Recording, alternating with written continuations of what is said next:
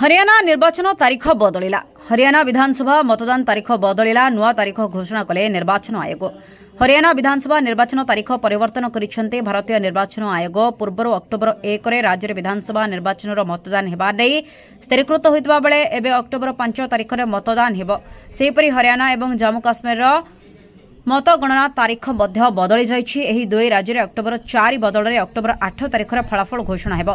एही दुई राज्य निर्वाचन को नहीं निर्वाचन आयोग तरफ बड़ निष्पत्ति लिया जाइछि। सूचना योग्य जे हरियाणा विधानसभार 90टी आसन पर अक्टोबर 1 रे मतदान ग्रहण करबा नै पूर्व स्थिरीकृत होइतिला। मात्र मतदान तारीख परिवर्तन नहीं विभिन्न राजनैतिक दल निर्वाचन आयोग को पत्र लिखिथिले। एबे अक्टोबर 5 रे मतदान हेबो एवं 8 रे फलाफल घोषित हेबो। सेहीपरि 90टी आसन विशिष्ट जम्मू काश्मीर विधानसभा निर्वाचन मतदान अक्टोबर 1 रे आरंभ होई 3 पर्यंत पर्यायक्रमे सरिब।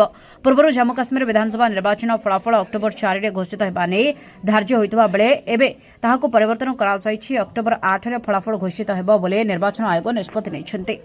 Bureau report, public talk.